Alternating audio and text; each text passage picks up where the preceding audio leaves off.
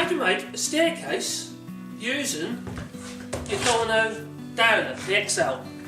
The XL 700. I love this thing, I really do. I'm a convert, I'll tell you, I've used this thing so much. I need a little set of stairs for our mezzanine, which we've got in our bedroom.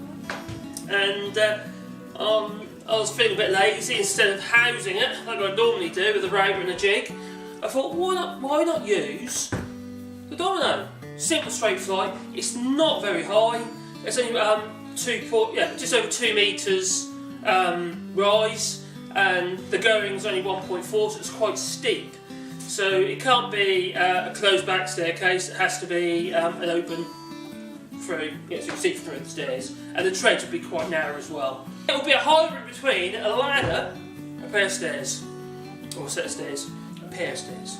Anyway, a staircase. So basically what you have is you're going to have the 2 strings, and then we're going to have a series of treads up the strings until we get to, to the landing. I'm going to use this. And I'm quite convinced it's going to work. Some people will be sceptical, and there'll be some people, you can't do a staircase like that. That's not how you make a staircase. Well, I'm kind of the mentality, if it works, it's right. Bear with us, and I'm going to go through some of the processes where there won't be any voice, and some processes there will.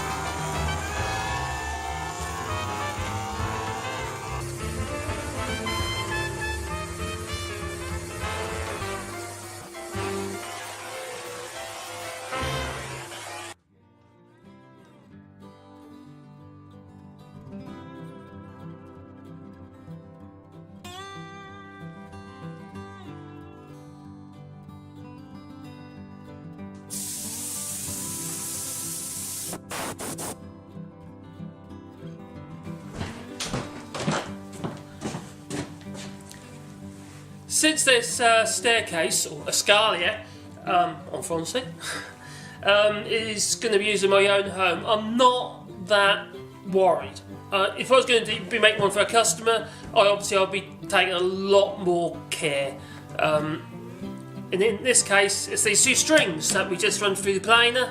There's a few things you might notice about it. If I show you,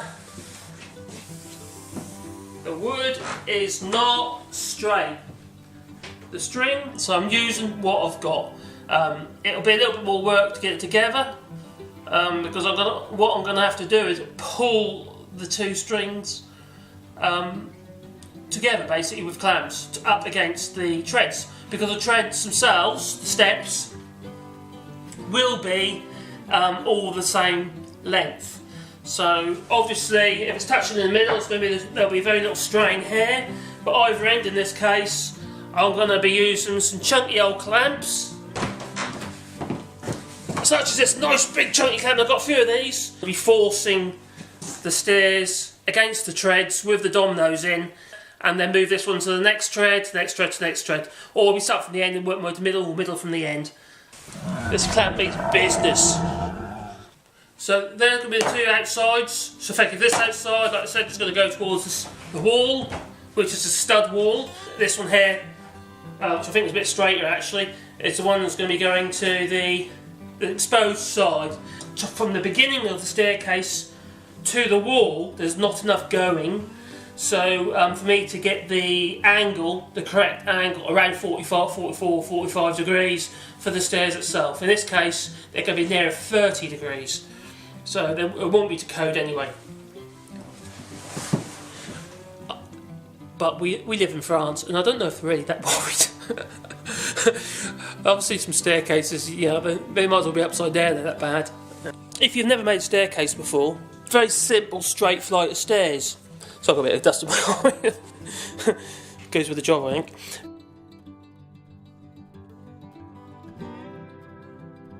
So as you can see here, this is the string which is going to be the outside string, so it's the most important string. And there's my dog. Hello, Sebastian. What I'm going to do now is mark the vertical here. If I get the right around here, you can see what I'm talking about. Effectively, your triangle depicts the going at the bottom, and the rise is basically the piece of timber to the left. Now I've marked these pieces of timber. One at this end, which represents the maximum going, and I've marked one at the top here, which represents the maximum rise. It's the distance from floor to floor. Now what I'm going to do here, I am going to mark my individual tread rise along this piece of timber here, just with a pencil, all the way along to the top. And what I will do is then I'll take a measurement from here to there, transfer that measurement to the actual string. Then using a bevel, I'm going to take the angle off this bottom piece of timber and then transfer that angle in lines across the string. So that's what I'm going to do now.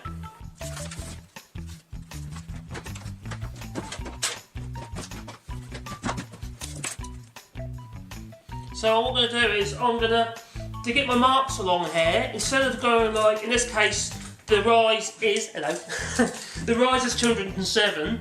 So instead of, what have I still got these things on my head for? I don't need them anymore. Make my head all sweaty. Right, so my rise is 207 millimetres, which is about 8 inches, just over. And so what I'll do is I'll mark the 207 there. So that's one. So that'll be the first tread. Instead of going like, oh, that's what 207, that's 207, that's 207, that's 207, that's 207, that's 207, I'm quite likely to get an error. Now, the cumulative distance. So effectively, if I'm a millimetre out on each one, I'm going to be 10 millimetres out at the end, aren't I? If there's 10 rises, in this case there is, yeah. So what I'll do is, I've got the calculator. Right, so what I'll do is, I'll go 207, that's my first one, and then I'll just go plus 207, which is 415. 4. So now I know the next measurement is 414. 414. So basically that's 414 millimetres. Then I'll go plus 207. Then I know the next one is going to be 621. Now the difference here is, if you do have little errors, it's going to be confined to those 2 treads. So I'll go plus 207, 828. 207, so it's 1449 in this case. I nearly lost the camera. 449. 1449. So it's the nearest millimetre, so that's quite good. 1656. Getting to the end now. On that line, we should be set to the floor height, and that should be top of that piece of wood here represents the floor. Yeah. So what I've done is ignore this measure, that line there, because that's not the one. From that end to the last mark is within a millimetre or so, is pretty much 207. I now know that the rise on this piece of wood represents each tread for the staircase in the situation it's going to be in. As long as I've got my going correct, the distance basically from the wall to the beginning of the staircase, and I've got the rise correct regarding the floor to floor height, I can then set from those marks. I know what the measurements will be from this piece of wood at the bottom to the string. So what I'm going to do now is, no further ado, now the measurements I've taken are from the inside in this case, so it's from the inside. It's from the inside here, represents the wall, and the inside here represents the floor. I could have done the other side, it doesn't really matter, it's up to you how you want to do it. And this line here kind of represents where I want the bottom of the string to be, and where I want the top of the string to be.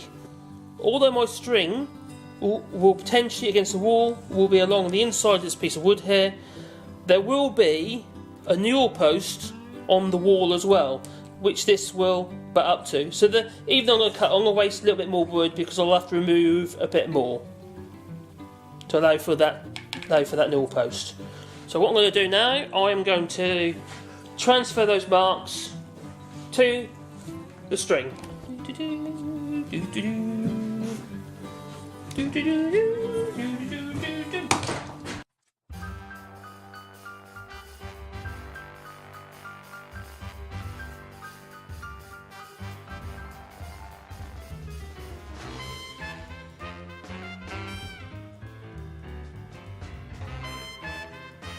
I'm going to set the bevel, so effectively I'll loosen it up, and you've got effectively an adjustable, well, it's a bevel, but it's like a square, but it doesn't do square.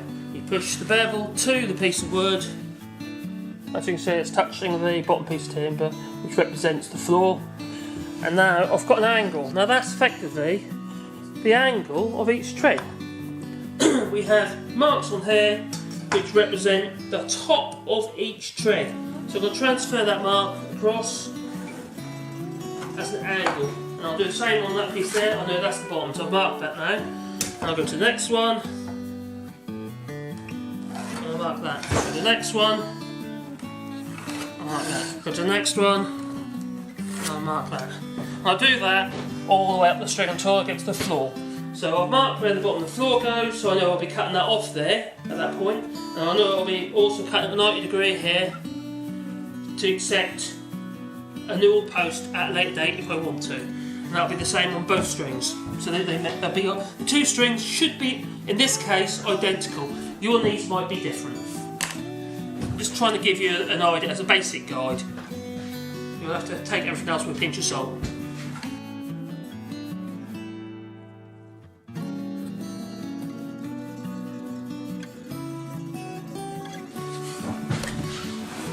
quick tip, if you buy tape measures that are a little bit on the cheap side, what you'll find is the steel that's used, the spring steel that's used on the tape, isn't such good quality. So you might think, oh my god, how have I got all these dimples and wrinkles in the end of my tape? How did that happen? I haven't stood on it or anything like that. But what's caused that is the action that we quite often do is that. I don't know if you notice on the end of that, and it just hit my finger, so that proves a point. You'll notice at the end, when I released that and it came back to the tape, you watch it. If you, I don't know, I need a high-speed camera because I'm not going to do a slow-mo. Can I do a slow-mo of it? That end of that actually does that as it goes in, or goes like that, and that's what damages the ends of these tapes. So bear that in mind. So when you recoil your tape, I know it seems a bit silly, but if you recoil your tape, just put your finger on this that, and you're less likely to have a damaged tape measure. Quick tip. Hey. The last one, because this piece of wood's clamped on here, is a little bit harder to do. So what I'm going to do is use a square, and we're better off using this square. So I'll just put this along here like so, and transfer at 90 degrees, because that's what it should be, from the piece of wood, which is effectively the wall. Do the same up bit there, 90 degrees there.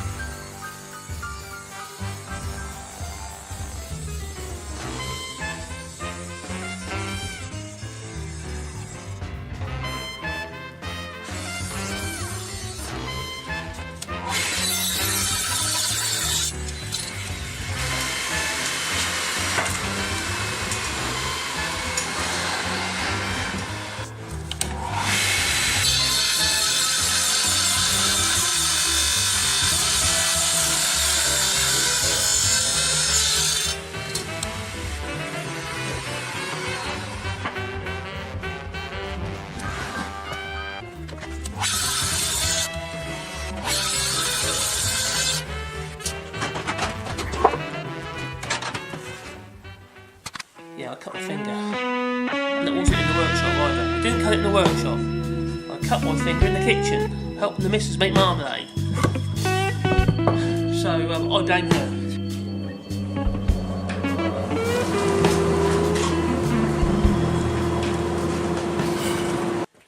Let's get that going.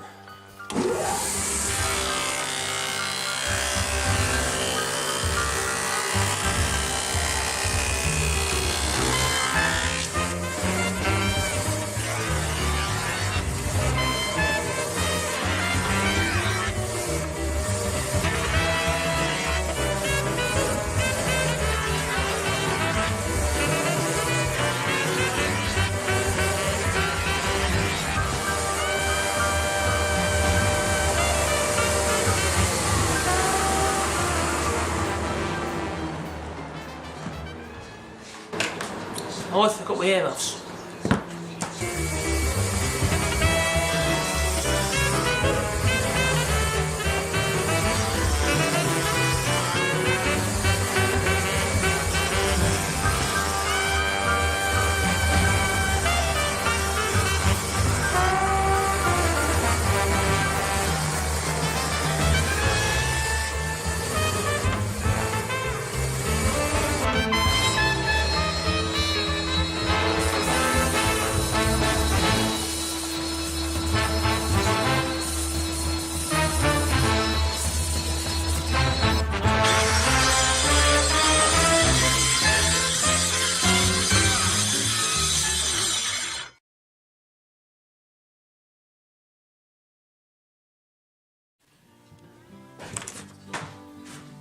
Well, the next stage, what I'm going to do is align the two pieces together, the two strings, remembering that this one is the one to go to the wall, and this one here is the exposed string, the one that effectively will be going to the left of the staircase. So we're going up the stairs, the wall is going to be on my right, and then I've got the exposed string on the left. So ta-ta-ta-ta, okay? So this is the exposed string.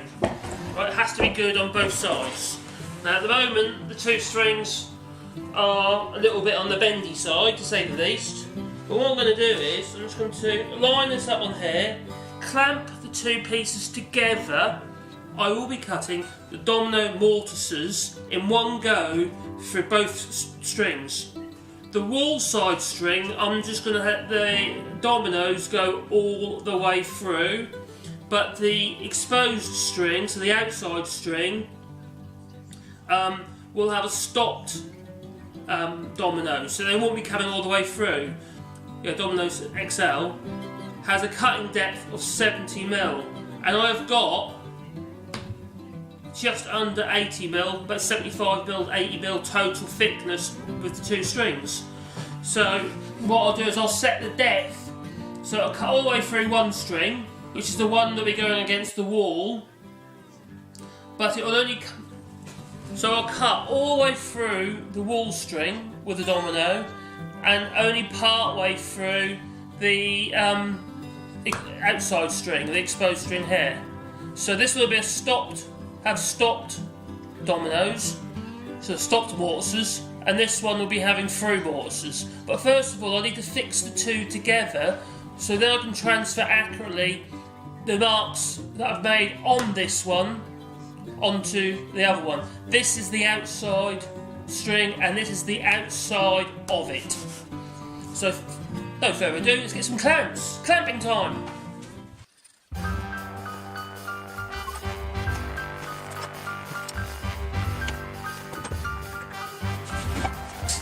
The two strings are bent, so I force them together with these G-clamps.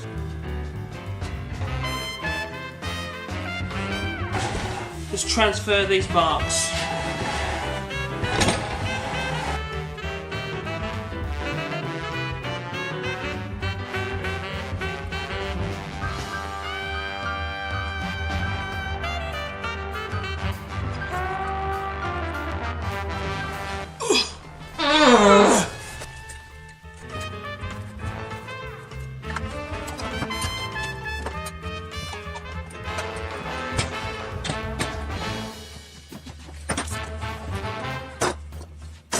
Make sure we've got some little arrows which dictate the direction of travel. I need to work out exactly where I'm going to put these two dominoes.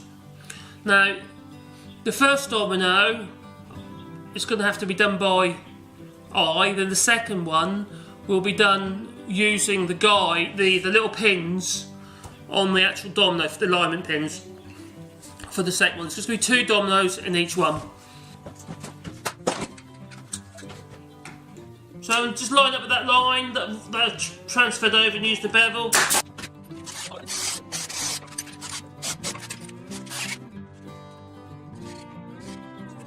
Should be in line with that line, which it is. Instead of using the clamp, I just put which could get in the way of the domino, I'm just going to put a screw in that at each point.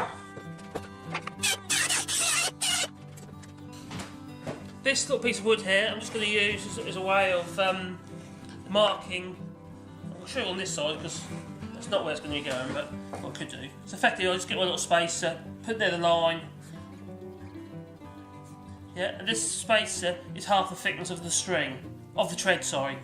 So that gives me, then when I put the dominoes, they should be pretty much in the centre.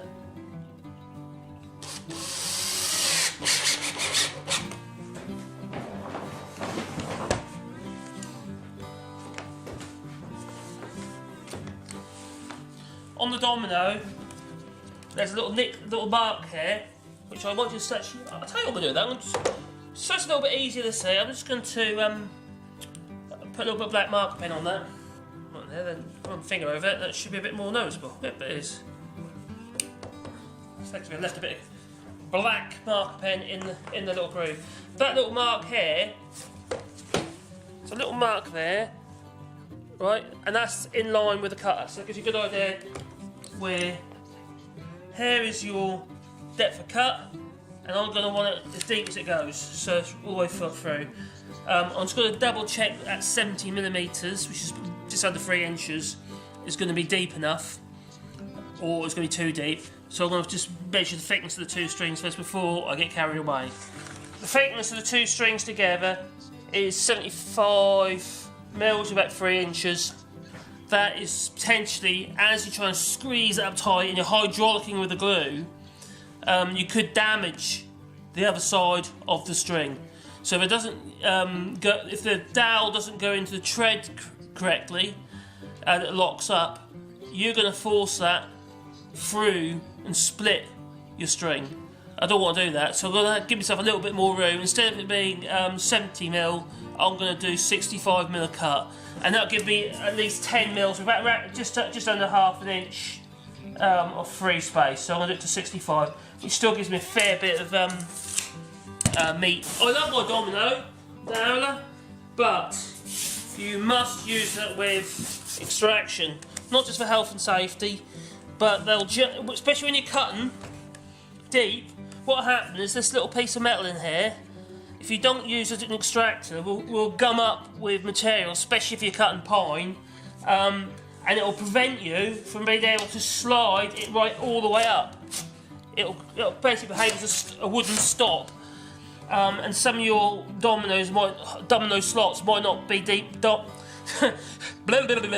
Some of your domino mortises might not be deep enough, and that could cause problems with assembly. The easiest way to do this, to make sure these all end up in the correct place, in accordance with this back of the string, if I put a little stop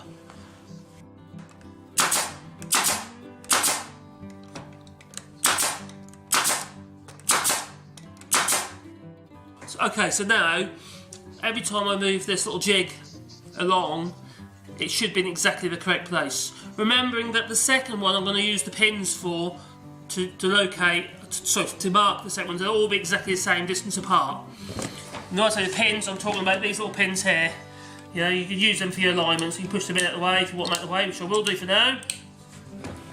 But for this first one, we're going to do that, and then we're going to turn her on. I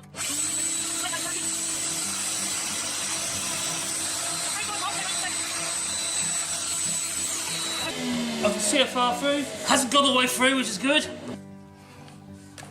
And the next one, I'm going to use this end pin, get the pins out, put all the other ones back out of the way, and that one is going to be on here, and that's going to give me position, I hope, a good position for the...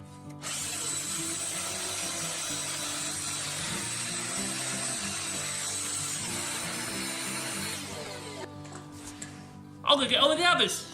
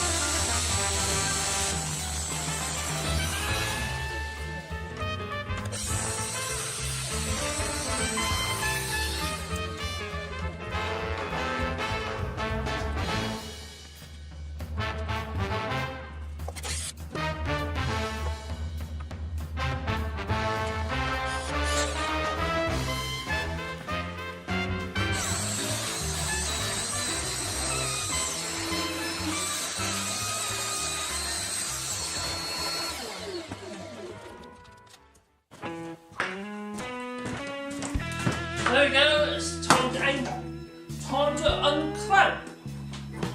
I'm hoping that they've all gone through nicely. I think they have.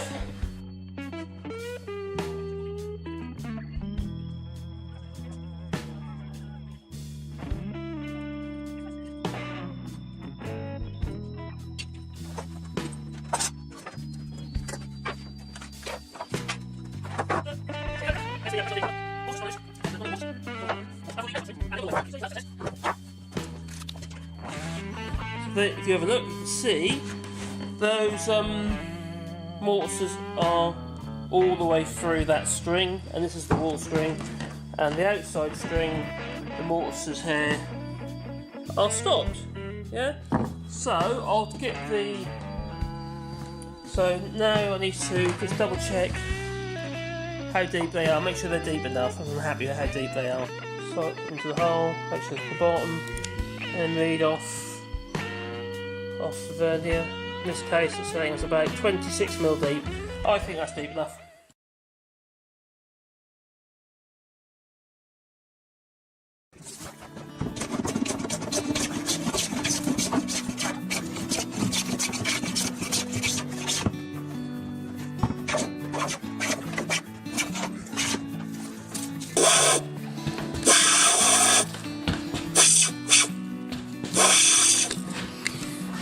Let's try again.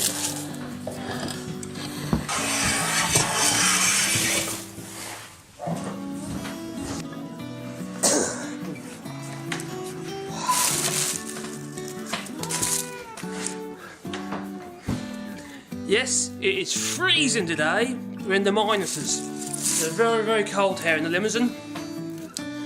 Now I'm just going to use a 1/8 or 3mm round over bit with a roller guide.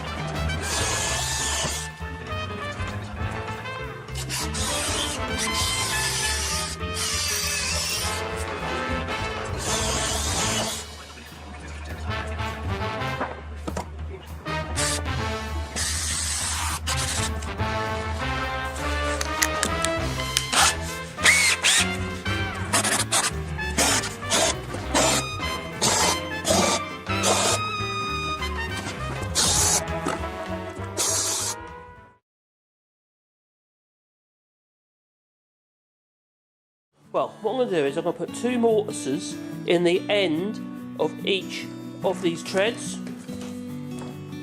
To that end and to this end, and they will marry up perfectly with the mortises in the string. So all I'm going to do is I'll put a bit of wood down here, and a bit of wood down there, and a bit of wood at the ends to stop. But I'll be able to locate each tread into there. That'll allow me to accurately put the mortises in.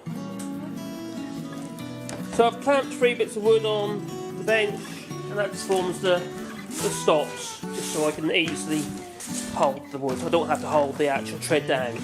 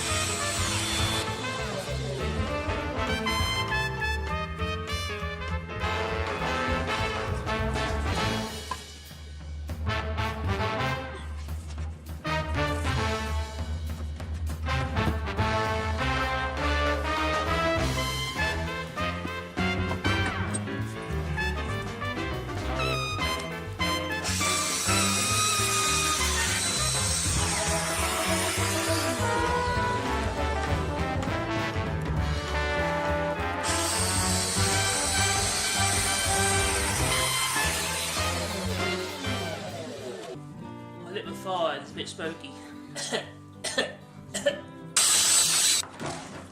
So the first, in this case, the first from the edge, I'm using the middle pin for location, and then when I want to separate, do the second. So when I want to do the second mortise, I'm using the end one in the first mortise cut. The thing about the Domino Doweller is that it does eliminate a lot of the barking out and a lot of the prep work, so it does speed things up.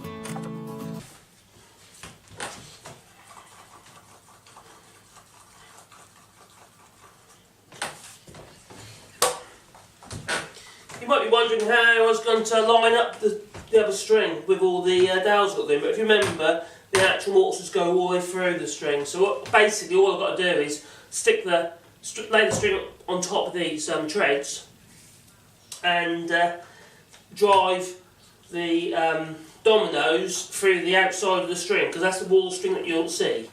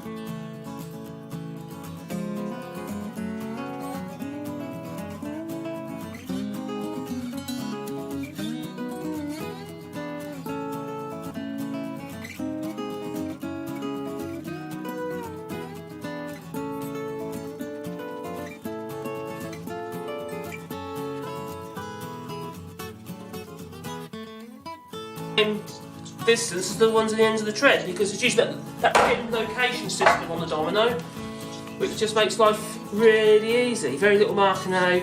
You don't always have to make jigs up and stuff like that. Yeah, it works. It does work.